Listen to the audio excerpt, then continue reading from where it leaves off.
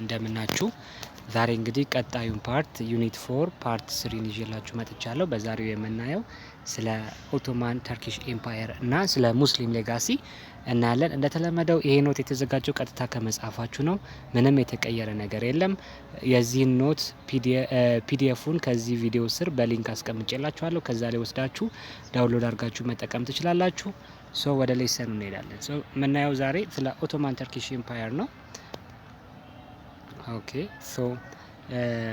የመጀመሪያው ፓራግራፍ መጽሐፋችሁ ላይ የሚያወራው ቢፎር ዘ ኤምፓየር ምን ነበረ? ስለ ቱርክ ቢፎር ዘ ኤምፓየር ነው የሚያወራው እና ዘ ቱርክስ ዌር ኤ ኖማዲክ pastoralist people in the Central Asia. They were pagan but converted to Sunni Islam in the 10th century and became firm strong Muslims. ስለዚህ ቱርኮች በመጀመሪያ ኖማዲክ ነበሩ which means ከአንድ ቦታ ወደ አንድ ቦታ እየዞሩ የሚኖሩ ሰዎች ነበሩ እና የሚኖሩት ሴንትራል ኤዥያ ውስጥ ነውና they were pagan ናቸው ነበር ማለት ሃይማኖት ያልነበራቸው ሰዎች ነበሩ። ግን በ10ኛው ሴንቸሪ ላይ ወደ ሱኒ ኢስላም ተቀየረው። ከዛ በኋላ በጣም ጠንካራ የእስልምና ሃይማኖት ተከታይ ነበሩ ማለት ነው። ቀጣይ የሚያወራው ስለምንድን ነው? their leader commanded Turkish troops for the Abbasid Arab Caliphate. ያኔ ስለ ካሊፌት በምናወራበት ጊዜ የአባሳድ ካሊፌት ላይ እንደ ሚሊታሪ ሆነው ያገለግሉ ነበር ማለት ነው። when the caliphate broke up into a different Muslim state, a number of these states had Turkish rulers who used Turkish soldiers. እና የአባሳድ ካሊፌት መጨረሻ ላይ ፎል እንዳደረገ አውርተናል። በሞንጎሎች ኢንቬዥን የአባሳድ ካሊፌት ፌል ሲያደርግ ቱርኮች ያው የራሳቸውን አካባቢ በራሳቸው ሊደር ይመሩ ነበር ማለት ነው። ሌላኛው ለኦቶማን ኤምፓየር መመስረት ትልቅ አስተዋጽኦ ያደረገው ዘ ባትል ኦፍ ማንዚከርት ነው። ስለዚህ ስለ ባትል ኦፍ ማንዚከርት መጽሐፋችሁ ምን ይላል? in 1071 a Turkish sultan Alp Arslan defeated the Byzantine army at the Battle of Manzikert in Eastern Asia Minor. After this battle, Turks moved into Asia Minor in large number, making a population largely Turkish, though there were still also Greek, Kurds, Armenians. ስለዚህ ምንድነው የሚለው በ1071 ከዚህ በፊትም ስለ ቤዛንታይን ኤምፓየር ስናወራ አውርተነው ነበር። ጦርነት ነበረ በቤዛንታይኖችና በቱርኮች መካከል እና የቱርኪሽ ሱልጣን አልፕ አርስላን የሚባለው በባትል ኦፍ ማንዚከርት ላይ ለመጀመሪያ ጊዜ ቤዛንታይኖችን አሸንፏቸው ነበር እና ያ ለቤዛንታይኖች በጣም መጥፎ የሆነ ክስተት ነበረ። ምክንያቱም ከዛ በኋላ ነው ብዙ ቦታ ያጡ የመጡት ማለት ነው። እና ምንድነው የሚለው መጽሐፉ?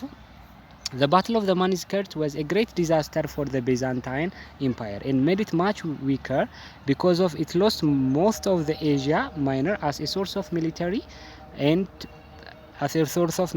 manpower and taxes. ስለዚህ ቤዛንታይኖች በባትል ኦፍ ማንዚከርት ጊዜ ሲሸነፉ ቱርኮች አብዛኛውን የኤዥያ ማይኖር ቦታዎችን ተቆጣጠሩ። በዚህ ምክንያት ኤዥያ ማይኖርን በማጣታቸው ምክንያት ቤዛንታይኖች አንደኛ ሚሊታሪ ማንፓወራቸው ቀንሷል። ማለትም ድሮ ከኤዥያ ማይኖር ሰው ሰብስበው ለራሳቸው ያዋጉ የነበረው እሱ ቀርቶባቸዋል። እንደገና ደግሞ ከነዚህ ሰዎች ያገኙት የነበረው ታክስ ቀርቷል ማለት ነው። ስለዚህ በባትል ኦፍ ማንዚከርት ጊዜ ያው ቱርኮች ስላሸነፉ ቤዛንታይኖች በጣም ተጎድተዋል የሚለው ነው የሚያሳየው። however the Turkish tradition of nomadism made a Turk state rather simple in structure and not permanent. For a strong permanent state, the majority of Turks had to settle as agriculturalists, and a state had to develop a regular, effective administration. This happened under the Turkish Ottoman dynasty and Sultanate.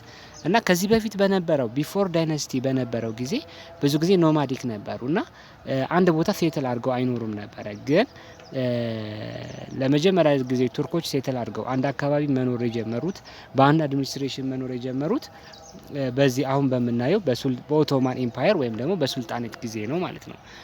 እዚህ ጋር በመጀመሪያ የዘለልኩት ምስል እዚህ ጋር የምታዩት በቤዛንታይን እና በቱርኮች መካከል የነበረውን ጦርነት ለማሳየት በባትል ኦፍ ማንዚከርት የነበረውን ለማሳየት ያለው ስለ ኦቶማን ኤምፓየር አጀማመር እኔ ማለት ነው። ቢጊኒንጉን ነው የምናወራው። the term Ottoman come from Osman, also called Ottoman, the founder of the first sultani or ruler of the empire. ስለዚህ እዚህ ጋር የምታዩት ኦስማኒ የመጀመሪያው የኦቶማን ኤምፓየር ሱልጣን ነው። ኦቶማን ኤምፓየርንም የጀመረው እሱ ነው ማለት ነው። ስለዚህ the Ottoman Sultanate began in the northwest Asia Minor in 1280 and extended its territory by conquest over most of Asia Minor። ስለዚህ የኦቶማን ሱልጣኔት ባይ ዘ ዌይ የጀመረው ሰውዬ ኦትማን ነው ስሙ ተባብለናል። ሶ ኦቶማን ኢምፓየር የሚለውም ስም የመጣው ከዚህ ሰውዬ ስም ነው እና በመጀመሪያ የተጀመረው በ1280 ኖርዝ ዌስት ኤዥያ ማይነር ላይ ሲሆን ከዛ በኋላ ባይ ኮንኬስት ማለትም በወረራ ኤዥያ ማይነርን እየተቆጣጠሩ መጡ ማለት ነው። The Ottoman force moved into the Balkans and conquered most of this area in the late Middle Ages. In 1453 the Ottoman Sultanate Mehmed II Fatih the Conqueror took Constantinople, renamed it Istanbul and made it the capital of the Ottoman Empire። ስለዚህ ምንድነው የሚለው በ1453 ከዚህ በፊትም ስለ ቤዛንታይን ኢምፓየር አወዳደቅ ስናወራ አውርተናል። መሐመድ ሰከንድ የሚባለው የኦቶማን ኢምፓየር መሪ ማንን ተቆጣጠረ? ኮንስታንቲኖፕልን ተቆጣጠረ። ኮንስታንቲኖፕል ወይም በአማርኛ ቆስጥንጥንያ የምንላት ማለት ነች። ስለዚህ ኮንስታንቲኖፕልን ተቆጣጥሮ ቀየረው፣ ስሟን ወደ ማን አደረገው? ወደ ኢስታንቡል ቀይሮ ካፒታል ሲቲ አደረጋት ማለት ነውና ይህንንም እንድታስታውሱ ነው እየወራ ያለው ማለት ነው። ሶ ኦቶማን ኢምፓየር እንዴት አድርጎ ኤክስፓንድ እያደረገ መጣ ነው።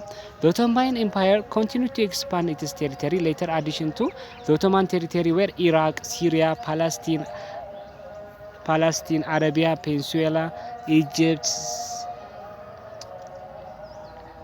and much of now southern Ukraine, Poland and most of Hungary። ስለዚህ እነዚህ ሁላ ኦቶማን ኢምፓየር በጣም ኤክስፓንድ ባደረገ ጊዜ በኦቶማን ኢምፓየር ስር የነበሩ ናቸው ማለት ነው። ቀጣይ the Ottoman Empire reached the height of its power under Sultan Suleiman the First or the Magnificent. The Ottoman Empire was the greatest Muslim state in the world። ስለዚህ በሱልጣን ሱሌማን the First ጊዜ or the እዚህ ጋር የምታዩት the Magnificent በሚባለው ሱልጣን ወይም ደግሞ የኦቶማን ኢምፓየር መሪ ጊዜ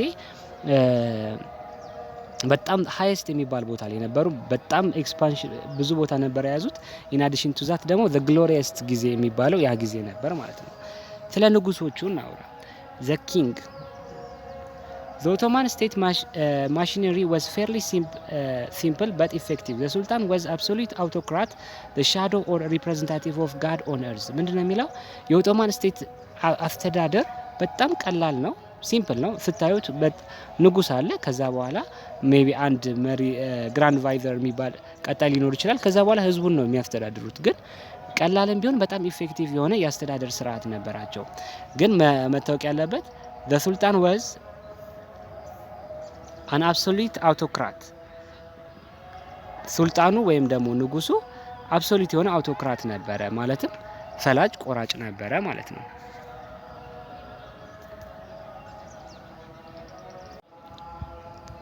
ከዛ መጽሐፋችሁ ምን ይላል?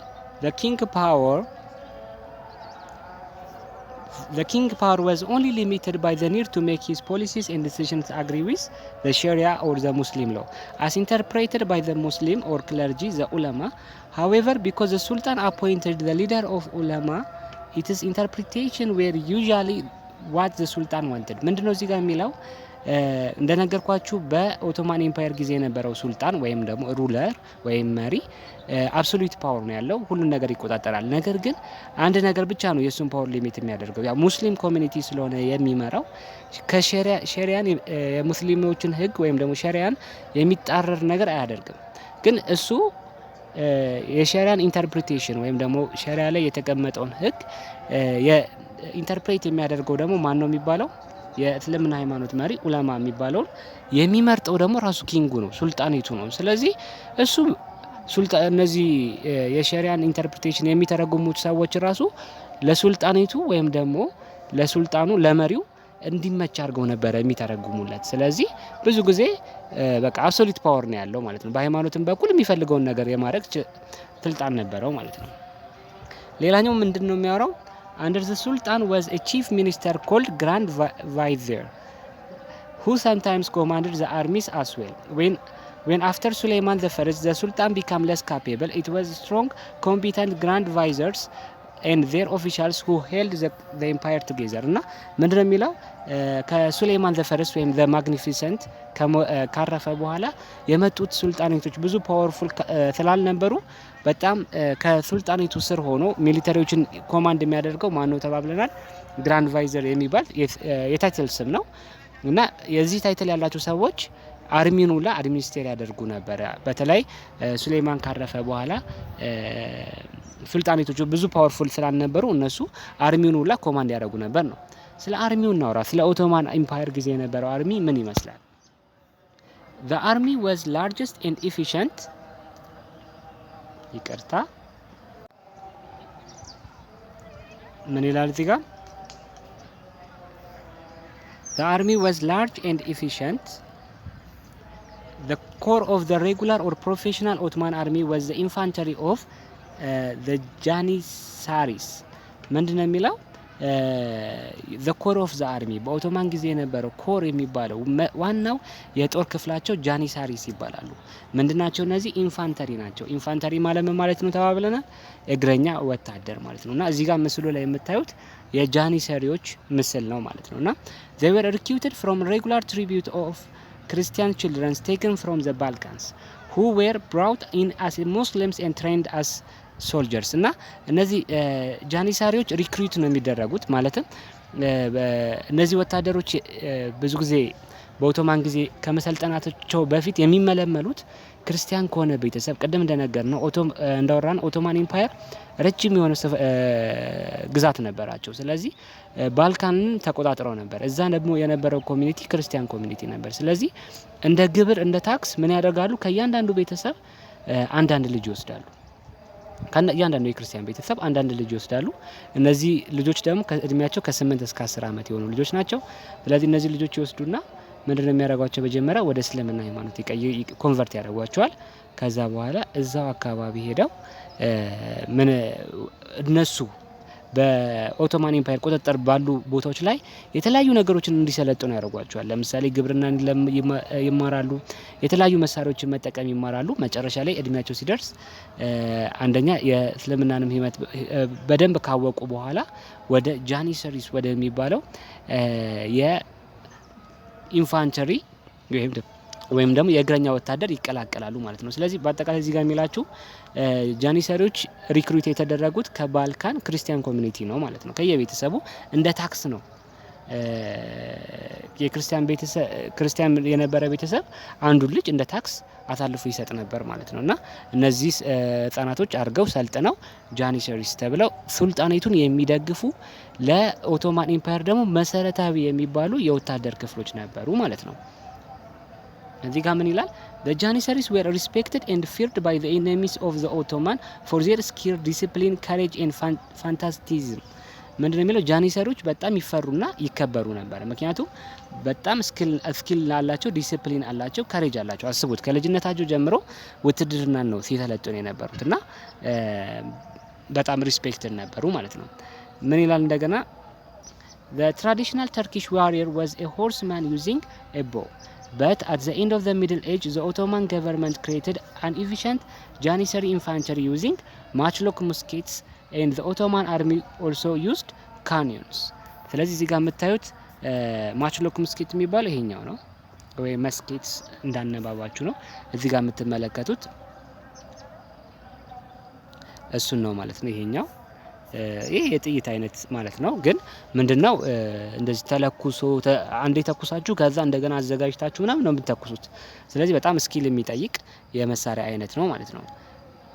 እንዲሁም ደግሞ ከዛ ውጪ ካኒዮንሶችን ወይም ደግሞ እንደ መድፍ ያሉ ነገሮችን በኦቶማን ኢምፓየር ጊዜ ይጠቀሙ ነበር። ኢንፋንተሪ ብቻ ግን አልነበረም የነበራቸው፣ ካቫሪም ነበራቸው። the cavalry of the Ottoman army was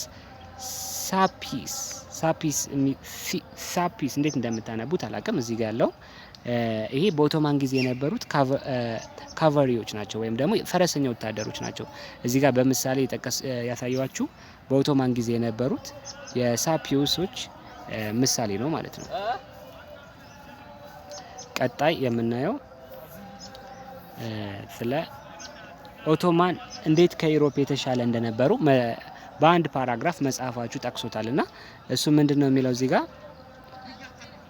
The aggressive, expansive Ottoman Empire with its powerful, well-disciplined army and good navy also were dangerous enemy to European states, which were divided and often at war with each other. European armies were also not until after the Middle Age as well-disciplined as Ottoman army.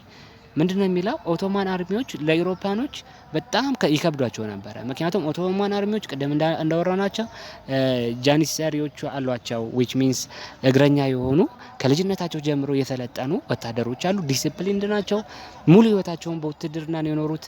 እንደገና ደግሞ ሳፒስ የሚባሉ ካቫሪዎች አሏቸው which means ፈረሰኛ ወታደሮችም አሏቸው እና በጣም ስኪልድ ናቸው። አውሮፓኖች አንደኛ ዲቪዥን አላቸው፣ እርስ በርሳቸው የተከፋፈሉ ናቸው እና እስከ ምንድነው የሚለው እንደውም እስከ ቅርብ ብዙ ጊዜ ፈጅቶባቸዋል እንደ ኦቶማኖች ዲሲፕሊንድ ለመሆንና ዲሲፕሊን ያለው አርሚ እስከሚኖራቸው ጊዜ ድረስ ማለት ነውና ምንድነው የሚለው the Ottoman campaign attacked Vienna in the edge of Western Europe in 5029 and again in 6083 but failed to take the city. ሌላኛው ጊዜ ቀደም እንዳወራ ነው ኦቶማኖች እንግዲህ ብዙ ቦታ እንዴት እንደያዙ እዩ። ከዚህ በፊት ቤዛንታይን ላይ ኮንስታንቲኖፕልን እንደወሰዱ አውርተናል። ከዛ በኋላ ኢስታንቡል እንዳረጓት አውርተናል። እንደገና ደግሞ አሁን ቬናን አታክ አድርጓል። ቬና ማለት በአሁኑ ጊዜ አውስትሪያ የምትባለው ማለት ነው። አውስትሪያ ሲባል አውስትራሊያ አይደለችም። አውስትሪያና አውስትራሊያ ይለያያሉ። አውስትሪያ ዩሮፕ ውስጥ ነው የምትገኘው። አውስትራሊያ ደግሞ ራሷን የቻለች ኮንቲኔንት ነች እና ቬና which means አውስትራሊያ ዩሮፕ ውስጥ የምትገኘዋ አውስትሪያ ውስጥ ያለችን ሲቲ አታክ አድርገው ነበረ ማን ኦቶማኖች ከአንድም ሁለት ጊዜ በ1529 እና በ1683 ግን ሁለቴ ፌል አድርገዋል። ፌል ያደረጉበት ምክንያት ምንድነው? የዛኔ ኢሮፓያኖች ለመጀመሪያ ጊዜ ሰብሰብ ብለው በሁለት ቲም ጠንከር ብለው ተዋክተዋቸው ነበር ማለት ነውና ያን ነው እዚህ ጋር የጻፈላችሁ። ቀጣይ ምንድነው the end of the empire እንዴት አለቀ የሚለውን ስናይ in the Mediterranean Ottoman navies pushed Ottoman power to west but failed to take the island of Malta in 5065. In the end Ottoman economic and military decline from the 7th century onward. Ottoman danger from Europe. European states especially Austria ቀደም እዚህ ጋር ኦስትሪያ ሲባል ኬት መጣችሁ አውስትራሊያ እንዳትመስላችሁ ብዬ ነው። ኦስትሪያና አውስትራሊያ እንደሚለያዩ ነገርኳችሁ።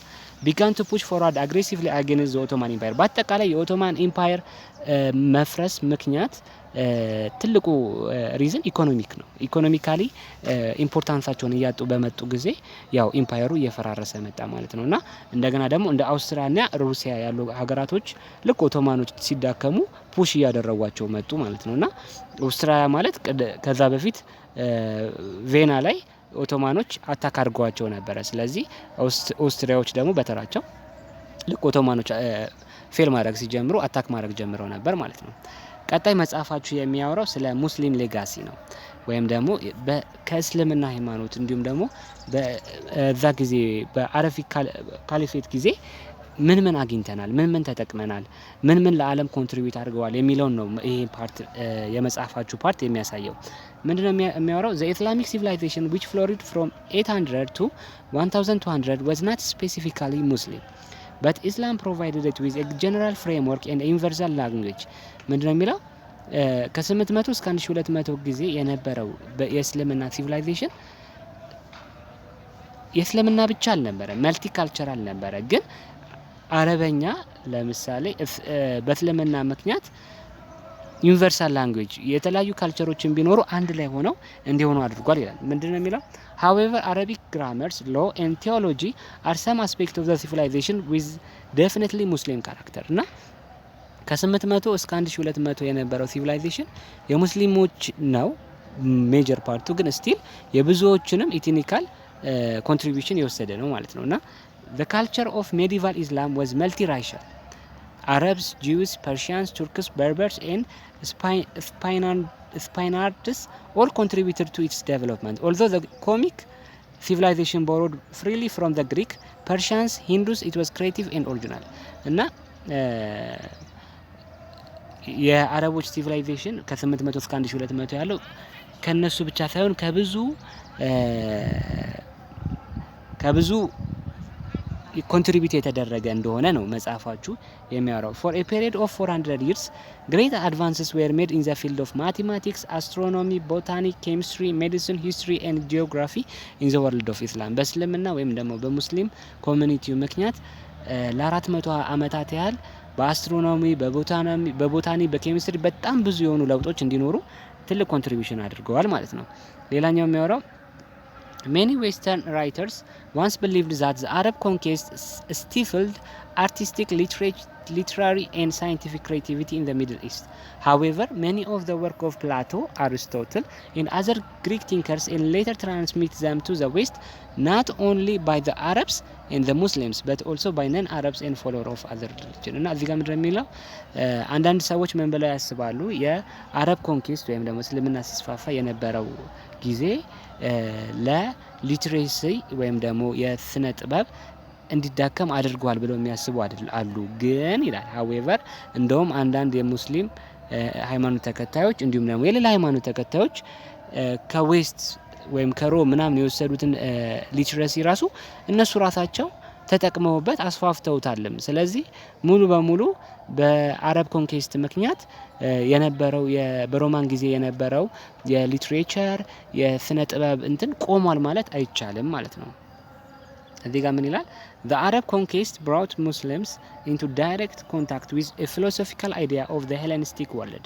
Hellenistic philosophy flourished in several Hellenistic period እንግዲህ ስለ ሄሌኒስቲክ ጊዜ አውርተናል ምን እንደነበረ እና ከመቼ እስከ መቼ እንደነበረ ከዚህ በፊት አውርተናል እና በዛ ጊዜ የነበሩትን የፊሎሶፊ አይዲያዎች አረቦች ብዙ ቦታ ስለሚንቀሳቀሱ ያገኟቸው ነበር እና ያው የአረቡን ኮሚኒቲ ለፊሎሶፊ አዲስ እንዳልሆነ ነው የሚነግራችሁና እዚህ ጋር የምታዩት አልኪንዲ called the philosopher of the Arabs rated the search for truth above all other intellectual activities እውነትን መፈለግ ከሁሉም የእውቀት አይነቶች ይበልጣል ብሎ ያስብ የነበረ ነው። አልኪንዲ እዚህ ጋር የምትመለከቱት the father of Arab philosophy የአረብ ፍልስፍና አባት ወይም ሊቅ የሚባል ሰውዬ ነውና ስለዚህ ሰውዬ ነው የሚያወራው። ከዛ ደግሞ መጽሐፋችሁ ስለ ኢብን ሲና ያወራል። ኮምባይን ፊሎሶፊ ዊዝ ሜዲሲን ፊሎሶፊንና ሜዲሲንን አንድ ላይ ኮምባይን ያደረገ ሰው ነው። እንደገና ደግሞ እዚህ ጋር ኢብን ሩሽድ is best known for his work on philosophy of Aristotle and on Muslim theology ከእስልምና ሃይማኖት ጋር የተያያዙ አስተምሮች ላይ እንዲሁም ደግሞ የአሪስቶትል ወርኮች ላይ ያጠና የነበረ ሰው ነው እሱም እና ስለዚህ ከዛ ሙስሊም ማቴማቲሽያንስ ማቴማቲክስ ላይ ደግሞ ያላቸው ኮንትሪቢዩሽን ምንድነው የሚለውን ይገልጻል። አልጀብራ ላይ ስፔሪካል ትሪግኖሜትሪ ላይ ፕሌንስ ላይ ስፊርስ ላይ ኮንስ ሲሊንደር ይሁን እዚሁ ላይ ኮንትሪቢዩት አድርገዋል። Our so-called Arabic numbers were probably at Hindu invention but the Arabs transmit them to Europe. By the way 1 2 3 የምንለው ቁጥሮች አረቢክ ነምበር ነው የሚባሉት። አረቢክ ነምበር ይባሉ እንጂ የፈጠሩት አረቦች አይደሉም። የፈጠሩት ሂንዶች ናቸው። ግን ሂንዶች ቢፈጥሩትም አረቦች ይሄ ቁጥር የዚህ ቁጥር አጻጻፍ እንዲስፋፋ ትልቅ አስተዋጽኦ አድርገዋል ማለት ነው። እዚህ ጋር ሌላኛው ደግሞ ደስ የሚለው ሙስሊም used decimal fraction at least 2 centuries before Europeans knew about them. እንግዲህ በጣም ሲቪላይዝድ ነን የሚሉ ኢሮፓያኖች ዴሲማል የሚባል 0.1 የሚለው ነገር ከማወቃቸው 200 ዓመት በፊት አረቦች ግን ይጠቀሙት ነበር እና ምን ያህል የተራቀቀ እውቀት እንደነበራቸው ነው የሚያሳየው። They applied their mathematical knowledge to business accounting. Banks were established in Baghdad and other cities as early as 9th century. Land surveying, astronomical calculation and mechanical devices. አስቡት በ9ኛው ሴንቸሪ ላይ በ900 ምናምን ዓመተ ምህረት ላይ በሉት ባግዳድ ላይ ባንክ ነበረ። ኢትዮጵያ ውስጥ መች ባንክ እንደገባ የምታውቁት ታሪክ ነው። በ18ኛው ክፍለ ዘመን ምናምን ነውና ምን ያህል ሲቪላይዜሽናቸው አንሸንት እንደሆነ ነው። ሌላኛው ስለ ሜዲሲን ሙስሊምስ built on the work of ancient Greek ሃኒያን ኢብን አቅ developed the science of optics. Physicians in early Islamic society studied both botany and chemistry in order to discover curative drugs and also antidotes to various poisons. It was Al-Razi, a Persian, who first distinguished smallpox from measles. እና በህክምናው ላይ በጣም ኮንትሪቢዩት አድርገዋል። ለምሳሌ አልራዚ የሚባለው የአረብ ፈላስፋ ወይም ደግሞ የሜዲሲን ሰው ፐርሻን ነው። ለመጀመሪያ ጊዜ ስሞል ፓክስ እና ሚዝልን ለይቶታል ማለት። ስሞል ፓክስ የሚባለው በድሮ ጊዜ ነበረ እንደ ወረርሽኝ አይነት በሽታ ነው። ቆዳችሁ ላይ የሆነ ቀይ የሆነ ምልክት እንዲመጣ ያደርጋል ምናምን ይገላሉላ እና በጣም ከባድ የነበረ ወረርሽኝ ነበረ። እስከ 1980 ድረስ ነበረ ይህ በሽታ። በኋላ ላይ ይሄ በአዋጅ ተነግሮ ቫክሲን ተደርጎ ነው የቆመው። አሁን ላይ የለም ይሄ በሽታ እና ለመጀመሪያ ጊዜ አልራዚ የሚባለው ሰውዬ ነው በስሞል ፓክስ እና በሚዝል ወይም ደግሞ ይሄ ኩፍኝ ሚዝል ምንለው ኩፍኝ አይነት በሽታ ነው። በሁለቱ መካከል ያለውን ልዩነት ራሱ ለመጀመሪያ ጊዜ ያወቀው እሱ ነው እና ይሄም ኮንትሪቢዩሽን። ሌላኛው አስትሮኖሚ ላይ አስትሮኖሚ ማለት የህዋት ጥናት ላይ ማለት ነው። ሙስሊምስ ላይክ አዘር ፒፕልስ ታውት ዛት ሄቨንሊ ቦዲስ አፌክትድ ዘ ላይፍ ኦፍ ፒፕል ሲቲስ ስቴት ኤንድ ሶ ሜኒ አዘር ካሊፍስ ኬፕት court astrologers as advisors. Muslims also used astrolabes device for measuring the Hish stars and built primitive version of telescope. እና በድሮ ጊዜ የነበሩ ሰዎች ባይ ዘ ዌይ በስነ በህዋት ጥናት በጣም ያምናሉ። ምክንያቱም አንደኛ በጣም አግሪካልቸር ቤዝድ የሆነ ኮሚኒቲ ነው በድሮ ጊዜ የነበረው። መቼ እንደሚዘንብ መቼ እንትን ካላወቁ በጣም ከባድ ስለሚሆን እና ምንድነው የሚለው ሱልጣኔቶቹ ኢቨን አስትሮሎጀር ነበራቸው።